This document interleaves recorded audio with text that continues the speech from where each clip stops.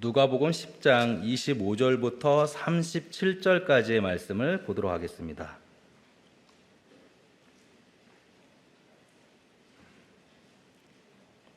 제가 봉독하겠습니다. 어떤 율법 교사가 일어나 예수를 시험하여 이르되 선생님, 내가 무엇을 하여야 영생을 얻으리이까? 예수께서 이르시되 율법에 무엇이라 기록되었으며 내가 어떻게 읽느냐? 대답하여 이르되 내 마음을 다하며 목숨을 다하며 힘을 다하며 뜻을 다하여 주 너의 하나님을 사랑하고 또한 내 이웃을 내 자신같이 사랑하라 하였나이다. 예수께서 이르시되 내 대답이 옳도다. 이를 행하라. 그리하면 살리라 하시니 그 사람이 자기를 옳게 보이려고 예수께 여짜오되 그러면 내 이웃이 누구니이까? 예수께서 대답하여 이르시되 어떤 사람이 예루살렘에서 여리고로 내려가다가 강도를 만나매 강도들이 그 옷을 벗기고 때려 거의 죽은 것을 버리고 갔더라. 마침 한 제사장이 그 길로 내려가다가 그를 보고 피하여 지나가고 또 이와 같이 한 레위인도 그곳에 이르러 그를 보고 피하여 지나가되 어떤 사마리아 사람은 여행하는 중 거기 이르러 그를 보고 불쌍히 여겨 가까이 가서 기름과 포도주를 그 상처에 붓고 싸매고 자기 짐승에 태워 주막으로 데리고 가서 돌보아 주니라. 그 이튿날 그가 주막 주인에게 데나리온 둘을 내어주며 이르되 이 사람을 돌보아 줘라. 비용이 더 들면 내가 돌아올 때 갚으리라 하였으니 내 생각에는 이 세 사람 중에 누가 강도를 만난 자의 이웃이 되겠느냐? 이르되 자비를 베푼 자니이다. 예수께서 이르시되 가서 너도 이와 같이 하라 하시니라. 아멘.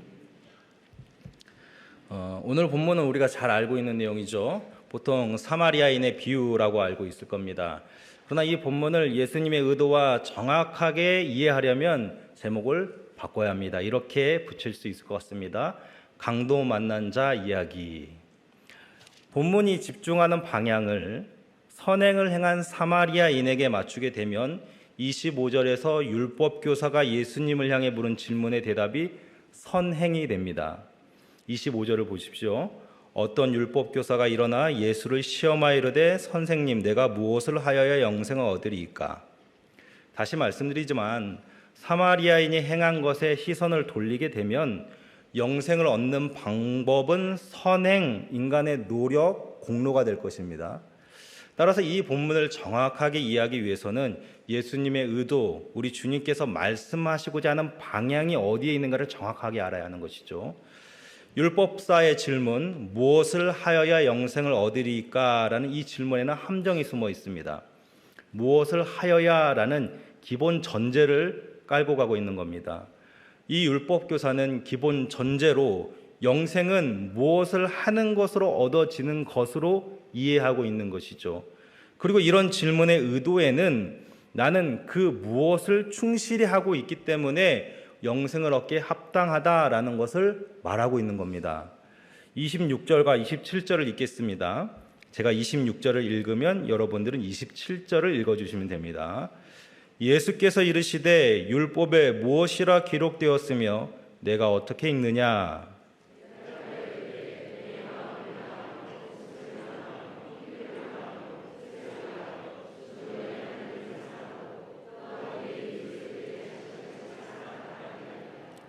자, 26절과 27절에서 드러나는 그 대화의 흐름을 보아서 알 수 있듯이 율법 교사는 이미 자기가 답을 알고 있는 상태였습니다. 즉 예수님께 질문을 드린 의도는 답을 정말 궁금해서 얻고자 함이 아니요, 자신이 이 질문에 해당하는 영생을 얻는 일에 매우 충실하고 합당한 자라는 것을 드러내는 데 목적이 있는 질문이었던 것이죠. 자, 여기까지 잘 따라오셨다면 오늘 본문의 주제가 구원에 관련되어 있다는 사실을 충분히 이해하셨을 겁니다. 구원을 받기 위해서, 영생을 얻기 위해서 율법 교사는 율법이 요구하는 내용이 충실히 행함이라는 전제가 필요하다라고 이야기하고 있습니다. 자, 이 질문을 그대로 여러분들에게 한번 던져보겠습니다. 여러분, 구원을 얻기 위해서 무엇을 하여야 합니까? 네, 다 대답을 하셨습니다. 이제 갓 신앙에 입문하신 분들이 아니라면 대부분은 오직 예수 그리스도를 믿음으로 구원받는다 이렇게 답하실 겁니다. 그렇죠? 그래서 우리가 오늘 본문을 잘 이해해야 하는 겁니다. 자, 예수님은 하나님을 사랑하고 이웃을 사랑해야 한다는 이 율법 교사의 말을 듣고 어떻게 대답하시죠? 그 말이 옳다, 그렇게 행하라, 이렇게 말씀하십니다. 28절, 네 대답이 옳도다, 이를 행하라, 그러면 살리라 하시니. 적어도 예수님의 이 말에는 행한다는 전제를 인정하고 있는 겁니다. 우리가 예수님을 믿으면 구원을 받는다는 이 말에 다른 사실을 보게 됩니다. 행해야 한다, 행하라, 그리하면 살리라 말씀하고 있는 것이죠. 그래서 이야기를 들려주시는데, 한 사람이 예루살렘에서 사마리아를 향하는 여정에 올랐다가 강도를 만나게 됩니다. 강도들은 무지막지한 힘으로 이 사람을 제압했고 가진 모든 것을 강탈했을 뿐만 아니라 더하여 죽기까지 때렸습니다. 30절을 보면 거의 죽은 것을 버리고 갔더라. 완전히 죽지는 않았지만 그러나 사실상 그대로 내버려 두면 죽을 것이 분명한 상태, 누군가의 도움이 없이는 스스로의 힘으로는 살아날 수 없는 상태라는 것을 분명히 이야기하고 있습니다. 이제 이 강도 만난 사람을 향해 세 명이 지나갑니다. 첫째는 제사장이죠. 31절, 마침 한 제사장이 그 길로 내려가다가 그를 보고 피하여 지나가고, 이 제사장이란 사람이 평소에 어떤 삶을 살았는지, 그의 삶의 태도, 그가 가지고 있는 가치관, 그의 행실에 대해서는 전혀 알 수가 없습니다. 중요한 진실은 그는 도움이 필요한 사람을 보았고 그 짧은 순간이지만 보았음에도 불구하고 그를 피하여 갔다라는 것이 진실입니다. 두 번째 사람이 지나갑니다. 32절, 또 이와 같이 한 레위인도 그곳에 이르러 그를 보고 피하여 지나가되, 이 레위인도 우리가 이 사람에 대해서 어떻게 알 수 있는 정보는 하나도 없습니다. 그러나 본문이 제시하는 정보는 앞선 제사장과 마찬가지로 똑같이 했다는 겁니다. 이 사람들이 제사장의 직분과 레위인이라는 직분을 가졌다는 것뿐, 이 사람이 어떤 신앙, 어떻게 하나님을 믿고 어떻게 사람을 사랑하고 이런 내용은 하나도 없습니다. 모두 이야기하는 한 가지 일관된 진술은 이 둘 모두는 도움이 필요한 이 사람을 피하여 갔다라는 진술뿐이죠. 제사장 레위인이란 이 직분이 가지는 문화적 이 이해를 우리가 살짝 들여다봐야 합니다.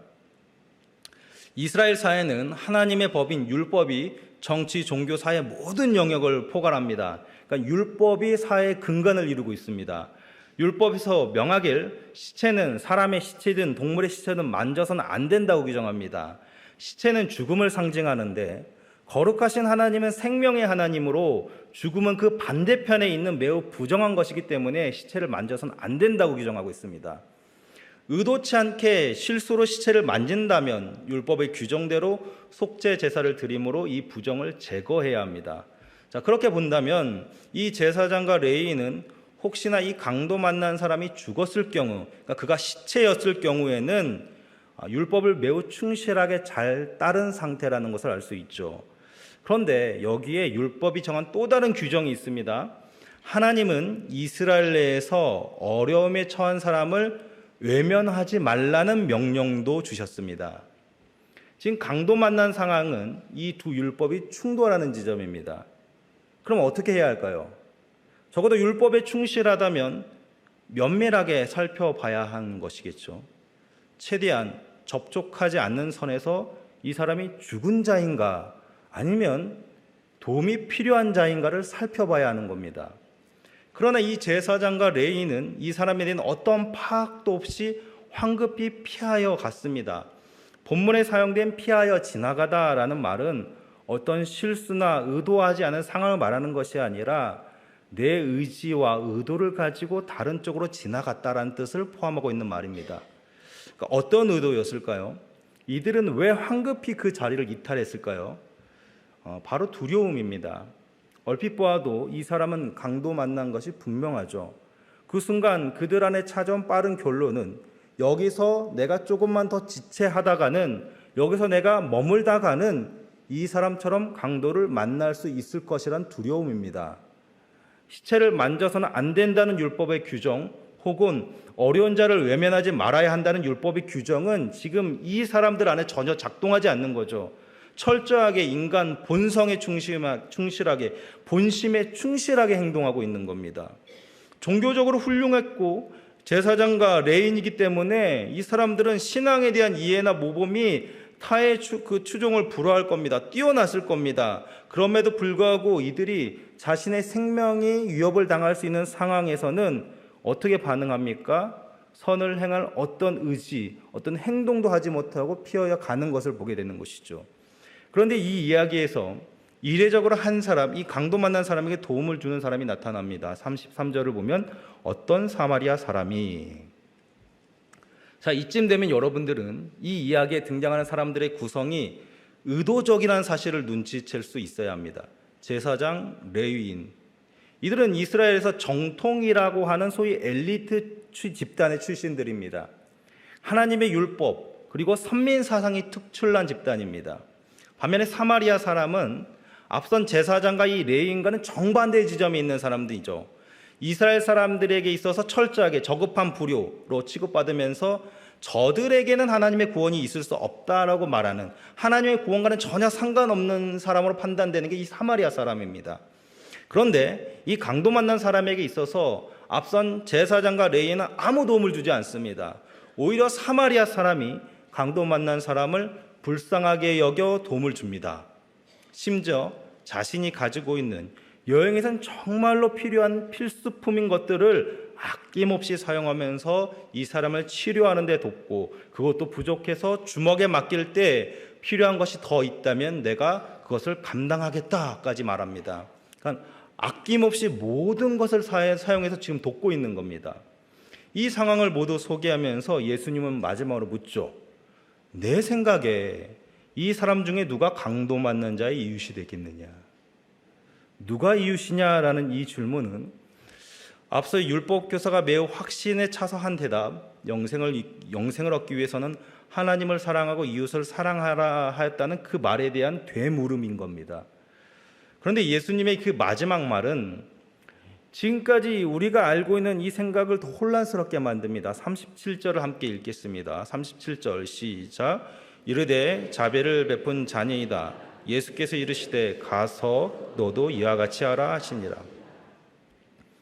여기까지 모든 내용은 우리의 시선을 지금 어디로 이끄냐면 마치 결론이 사마리아인 같이 선행을 행할 것을 촉구하는 방향으로 우리를 끌고 가는 것 같습니다. 그러나 만약 그것이 결론이라면 율법 교사는 이렇게 되물어야겠죠. 아니 예수님, 저는 분명히 행하고 있다고 말씀드리지 않았습니까? 저는 지금까지 율법에 충실하게 행하였습니다. 그런데 뭐가 부족해서 더 행하라고 말씀하시는 겁니까? 이렇게 되물어야겠죠. 이 대화의 흐름을 보건대 예수님께서 말씀하시는 이와 같이 하라는 말과 율법 교사가 주장하는 그 행함에는 차이가 있는 것이 분명합니다. 본문은 하나님을 사랑하고 이웃을 사랑하는 율법이 틀렸다가 아니라 너희들은 그 율법이 요구하는 대로 행할 수 있는 능력이 없다를 말하고 있는 겁니다. 제사장과 레위인같이 행하는 것에 철저한 자들, 하나님에 대한 지식에 자부심이 있고 열심이 있는 사람들도 그들이 정말로 행해야 하는 자리에서는, 정말로 그 선행이 필요한 자리에서는 자신의 이익과 관련돼서 손해가 극심한 내 생명이 뺏길 수 있는 그런 자리에서는 그 선행을 행하지 않는 모습을 지금 보여주고 있습니다. 그렇다면 우리는 어떻게 해야 할까요? 만약에 하나님께서 너희가 구원을 받으려면 내가 지시한 것에 대해서 토시 하나 틀리지 않고 어긋남 없이 행해야 된다. 그래야 나는 너희를 구원할 것이다 라고 말씀한다면 과연 이 중에 누가 구원을 받을 수 있겠습니까? 우리가 무엇을 행한다는 것에 대한 그 오류가, 그 한계가 지금 이 제사장과 레인의 모습에서 그대로 드러나고 있는 겁니다. 그렇다면 예수님은 무엇을 말씀하고 싶었을까요? 가서 너도 이와 같이 하라 라는 이 말의 진짜 의미는 너희는 무엇을 할 수 있는가라는 되묻는 질문입니다. 지금 이야기에서 너희들은 누구일 것 같냐? 너희들은 제사장일 것 같냐? 너희들은 레인일 것 같냐? 아니면 너희들은 사마리아인일 것 같나? 자세히 들여다봐라. 저 강도 만나 죽음을 코앞에 두고 누구의 도움 없이도 속절없이 죽어가는, 아무 힘도 없고 자신의 의지로는 힘으로는 아무것도 할 수 없는 저 사람이 바로 너희들이다. 이렇게 말씀하고 있는 겁니다. 죄인된 인간이 하나님 앞에 구원을 받기 위해서는 반드시 흠이 없는 거룩을 통과해야 합니다. 그것이 율법의 요구입니다. 하나님의 명령입니다. 그런데 과연 인간 가운데 이 흠 없음에 누가 해당될 수 있겠습니까? 예수님은 바로 이 이야기를 하고 있는 겁니다. 보아라, 스스로 하나님의 말씀을 지킨다 하며 의롭다 말하는 자들, 제사장 레위인도 자기 못은 자기 한계에 갇혀 도무지 온전하게 행하지 못하지 않는가? 너희들은 그렇게 아무런 도움도 받지 못하고 저 강도 만난 사람처럼 하나님 앞에서 죽음이라는 형벌로 끌려갈 뿐이다. 그렇게 죽을 수밖에 없는 인생이다. 이것을 말하고 있는 겁니다. 그래서 결국 누가 나서야 합니까? 자신의 목숨도 아끼지 않고 자신이 가지고 있는 재산을 털어서라도 이 일면식 없는 자를 위해 희생하는 이 사마리아인처럼 온갖 죄악, 이기심, 자기 욕망에 휘둘러 살아가는 이 죄인들을 위해 기꺼이 십자가에 죽으시는 예수님이 필요한 겁니다. 그 예수 그리스도의 희생이 아니고서는, 그 예수 그리스도의 흠 없는 행함이 아니고서는 누구도 도저히 영생을 얻을 수 없다. 그 방법이 아니고서는 구원을 받을 수 없다라는 것을 예수님께서 말씀하고 계신 겁니다. 아무것도 할 수 없는 무능한 우리를 위해 주님께서 십자가에 달려 죽으셨습니다. 자신이 가진 모든 것을 그 십자가에 쏟아내시며 죽는 그 순간에 다 이루었다 말씀하시는 그 예수님이 아니고서는 구원에 단 한 발짝도 다가설 수 없다라는 것을 우리가 깨닫게 되는 것이죠. 그것이 성경이 말하는 우리의 실체이며 실존이며 구원의 내용입니다. 우리에게 일만의 가능성이 있다라고 했다면 하나님이신 예수님이 십자가에 달려 죽을 필요가 없는 것이죠. 칼빈 교리에서 인간에 대하여 말하기를 전적 타락이라는 말을 사용합니다. 이 말은 하나님 앞에 모든 인생이 완전히 죄에 물들고 완전히 함몰되어서 전혀 자기 스스로는 죄를 벗어날 의지도 심도 능력도 없는 상태라는 것을 말하고 있는 겁니다. 그래서 전적 타락을 이야기하면서 동시에 전적 무능을 이야기합니다. 여기서 전적이라는 말을 우리가 유심히 살펴야 합니다. 왜 전적이라는 말을 붙였을까? 이 전적이라는 말을 사용해야 할 정도로 사람들은 이 무능한 현실을 한계를 인정하지 못합니다. 사람들은 의문을 제기합니다. 정말로 사람은 아무것도 할 수 없습니까? 세상을 보십시오. 악한 것은 맞지만 악인들도 있지만 선을 행하는 사람들이 있습니다. 선인들도 있습니다. 타인을 위해서 희생하는 사람들도 있습니다. 자녀를 위해 희생하는 부모의 사랑은 무엇입니까? 여전히 세상은 이타적으로 돌아가고 있지 않습니까? 그런데도 사람은 아무것도 할 수 없다고 말하는 것이 정말 맞습니까? 이런 의문을 제기하죠. 교회 역사 안에서 인간의 이 부패하고 무능한 상태를 부인하면서 인간에게는 가능성이 있다고 이야기한 사람들이 있습니다. 펠라기우스라는 사람이 있습니다. 펠라기우스는 이렇게 이야기하죠.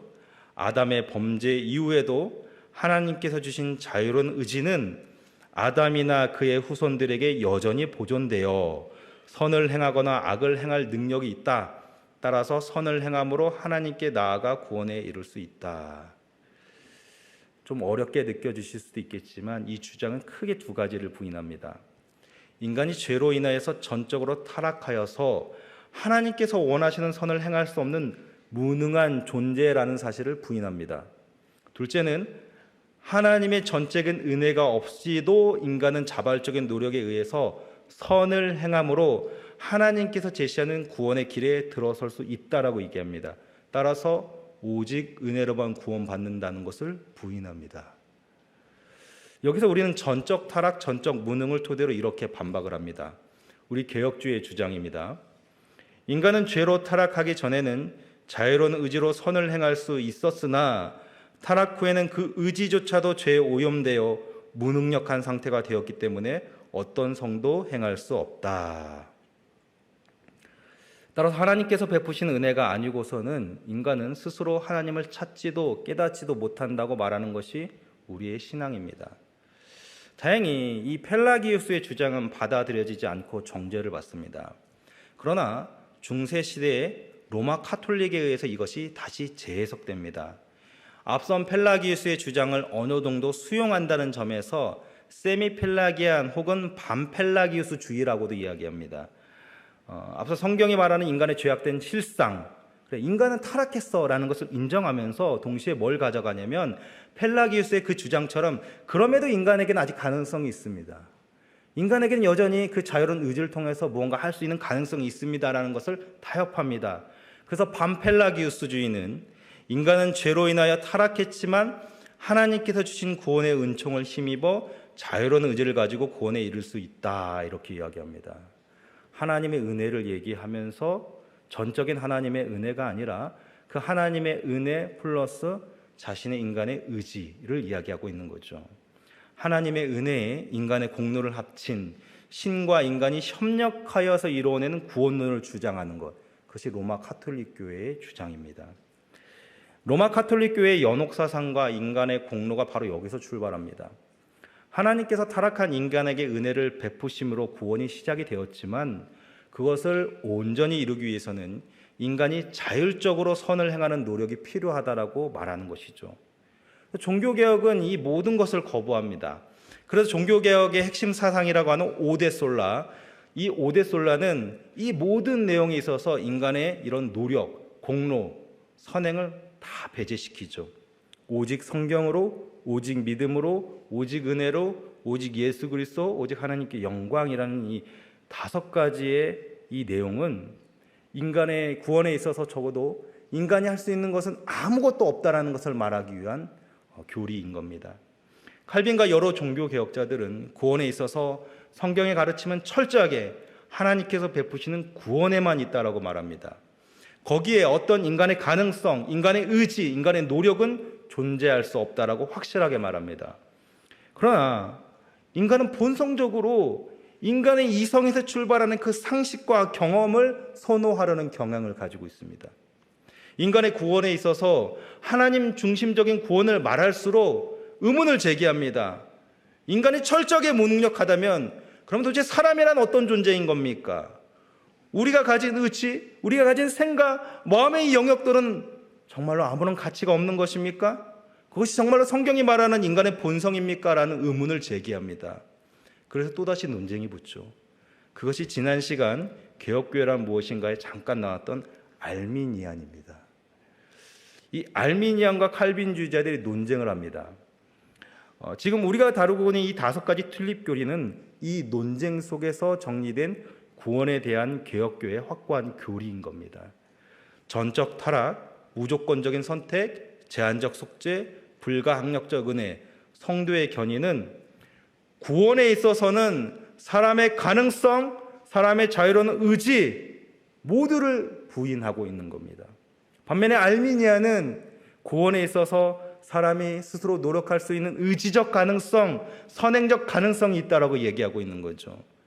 그래서 칼빈주의자들은 어떻게 이런 알미니안적인 그들이 사람의 가능성과 사람들의 의지를 통해서 이룰 수 있다라고 말하는 이 모든 내용에 대해서 성경적인 바른 진술로 반박할 수 있을까를 고민하면서 이 5가지 튤립 교리를 만들어낸 것입니다. 앞서 우리는 인간은 죄로 인하여 전적으로 타락하고 무능한 상태라고 말했습니다. 알미니아는 도무지 이것을 인정하지 못한 것이죠. 인간은 타락은 하였지만 완전히 무능할 정도로 타락하지는 않았다고 말합니다. 교묘하죠. 타락은 했는데, 죄로 오염은 됐는데, 죄로 부패는 됐는데 완전히 타락하지 않았다. 왜 앞서 전적이라는 말을 붙였는지 우리가 여기서 알 수 있는 겁니다. 알미니아는 이렇게 얘기합니다. 인간은 분명 죄로 인하여 타락은 하였지만 완전히 타락하진 않은, 완전히 무능은 하지만 완전히 무능하진 않은, 그래서 이성과 의지가 여전히 작동하여서 적어도 사람이 자신의 의지로 구원을 받고자 할 수 있고 자신의 의지로 구원을 거부할 수 있다, 이렇게 이야기합니다. 사람의 의지가 중요합니다. 하나님께서 주신 구원의 그 은혜를 인간 편에서 내가 이 구원을 받아들이거나 혹은 거부할 수 있다라고 말하고 있는 겁니다. 사람의 자유로운 의지가 중요하다고 말하고 있는 것이죠. 이성과 합리주의에 갇힌 이러한 주장들이 과거에만 있는 것이 아닙니다. 오늘날 많은 교회들이 이 알미니안의 주장을 혼합적으로 사용하고 있습니다. 하나님의 은혜를 이야기하지만 그것을 교묘하게 이야기하면서 사람의 노력을 이야기하는 교회들이 생각보다 많이 있습니다. 종교개혁자들은 인간의 이 무능에 대해서 철저하게 이야기했음에도 불구하고 사람의 이성, 사람의 그 합리주의를 강조할수록 인간의 무능한 상태에 대해서 격렬하게 저항하고 있는 것이죠. 그런 성경의 진술은 일관됩니다. 로마서 3장 10절에서 12절을 함께 읽어보도록 하겠습니다. 시작. 기록된 바 의인은 없나니 하나도 없으며 깨닫는 자도 없고 하나님을 찾는 자도 없고 다 치우쳐 함께 무익하게 되고 선을 행하는 자는 없나니 하나도 없도다. 이어서 고린도전서 2장 9절입니다. 시작. 기록된 바 하나님이 자기를 사랑하는 자들을 위하여 예비하신 모든 것은 눈으로 보지 못하고 귀로 듣지 못하고 사람의 마음으로 생각하지도 못하였다함과 같으니라. 성경이 증언하는 바 사람이 스스로 구원을 향해 나갈 능력이 전혀 없다고 이야기하고 있습니다. 할 수 있는데 안 하는 것이 아니라 아무것도 할 수 없는 완전한 무능한 존재가 인간이다. 인간은 스스로 하나님을 알지도 못하고 하나님을 찾지도 않고 도리어 하나님을 미워하는 그렇게 부패한 존재다라고 성경이 이야기하고 있는 겁니다. 우리의 마음, 감정, 의지 모든 영역이 이 죄 아래서 무능합니다. 사람의 지음이 만들어진 목적이 온 마음과 뜻과 정성을 다해 하나님을 사랑하라 이렇게 우리를 지었지만 죄에 물든 우리는 이 모든 것을 사용하여서 하나님을 미워하고 하나님을 반역할 뿐이라는 것을 성경이 증언하고 있는 겁니다. 사랑을 행하라는 이 말에는 우리의 의지, 우리의 능력을 이야기하는 것이 아니라 도리어 우리의 의지를 다해서 사랑하고자 할 때 무엇이 드러납니까? 미움, 다툼, 시기, 질투, 살인까지 온 마음을 다해서 사랑하라 요청하고 사랑을 행하라 말씀하신 그 하나님의 명령에 우리는 온 마음을 다해서 미움으로, 다툼으로, 시기로, 질투로, 살인으로 저항합니다. 이웃뿐만 아니라 심지어 내 가족, 내 자녀들, 나까지도 사랑하지 못하는 존재가 죄로 인하여 부패한 인간이라는 것입니다. 여러분, 이것이 과장으로 들립니까? 적어도 그 정도는 아닌데, 나는 적어도 그 정도는 아닌데 혹은 이런 생각이 드십니까? 선악과를 먹은 후에 그것에 대하여 물으시는 하나님의 대답에 아담이 뭐라 대답하죠? 하나님께서 주셔서 나와 함께 하신 여자가 내가 주었으므로 먹었나이다. 가족 안에 사랑이 깨집니다. 친혈육인 아벨을 돌로 쳐 죽인 후 물으신 하나님께 가인이 뭐라 대답합니까? 내가 내 아우를 지키는 자이니까. 성경이 죄로 인하여 타락한 인간에 대하여 진단하길 여호와께서 사람의 죄악이 세상에 가득함과 그 마음에 생각하는 모든 계획이 항상 악할 뿐임을 보시고 라고 이야기합니다. 항상 악할 뿐임을 보시고. 여러분, 죄는 전염병입니다. 나를 오염시키고 타인을 오염시킵니다. 가정을 오염시키고 사회를 오염시킵니다. 비로소 죄가 세상에 들어오니 누구도 거기서 예외가 없는 겁니다. 요한복음 5장에서 베데스다라 하는 못 앞에 38년 된 병자를 생각해 보십시오. 그 스스로는 구원을 얻기 위해서 아무것도 할 수 없는 완전한 무력한 존재였습니다. 누가복음 8장을 보면 거라사 지방에 귀신 들려 무덤에 거한 광인이 나옵니다. 철저하게 귀신에 붙들려서 사실상 죽음에 종속되어 살아있지만 죽은 자 같은 이 존재, 이 자가 어디서 소망을 얻습니까? 자신의 노력이었습니까? 의지였습니까?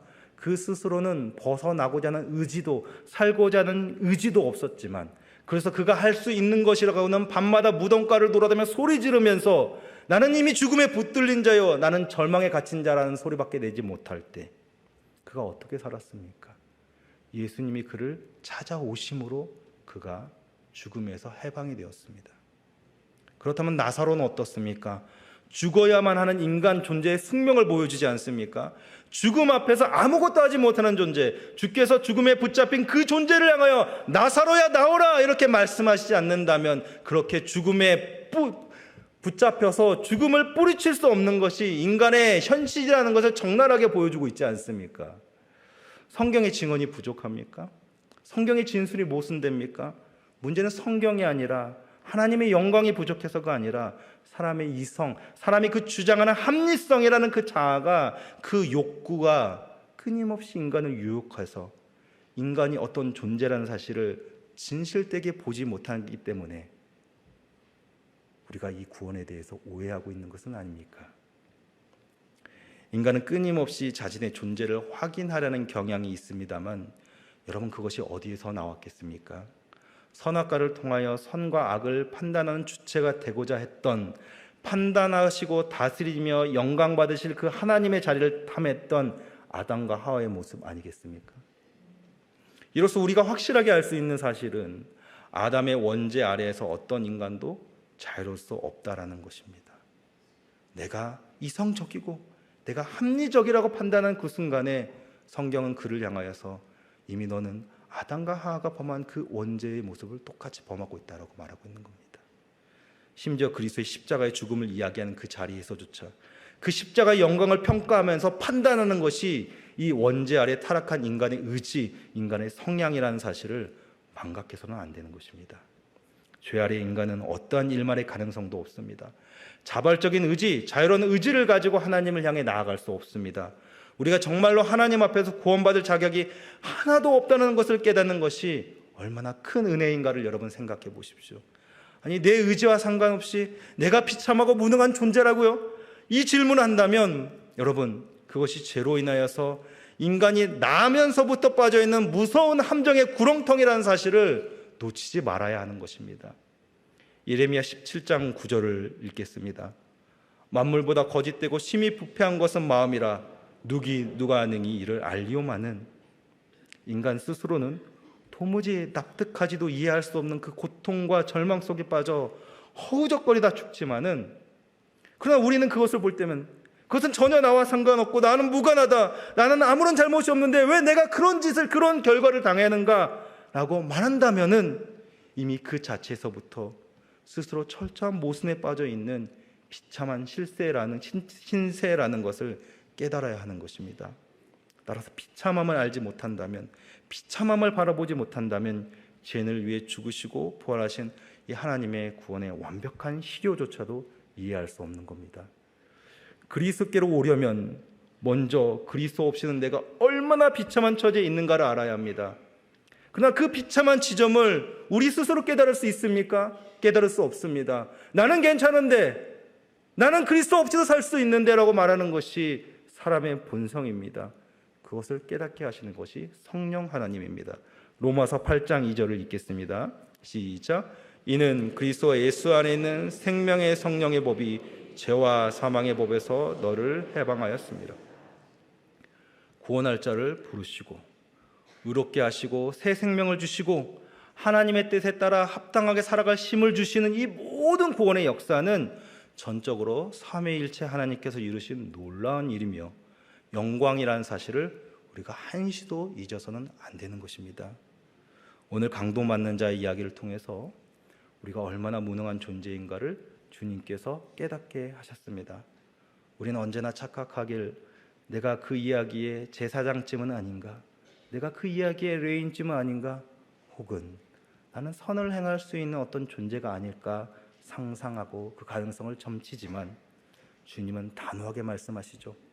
거기 강도 만나 죽어가는 자의 얼굴을 보라. 누구의 얼굴이 보이는가? 너의 얼굴이 아닌가? 이렇게 말씀하고 있는 겁니다. 죄로 인하여 철저하게 죽은 무능력한 나, 우리가 거기에 있는 것을 보지 못한다면 주님께서 우리를 위하여 죽으시고 흘리신 이 십자가의 능력은 미련한 것이 될 뿐입니다. 오늘 이 말씀을 통하여서 구원의 참된 가치와 은혜를 바로 깨닫고 오직 하나님께만 영광 돌리는 복된 성도들 되시길 주님의 이름으로 소망합니다.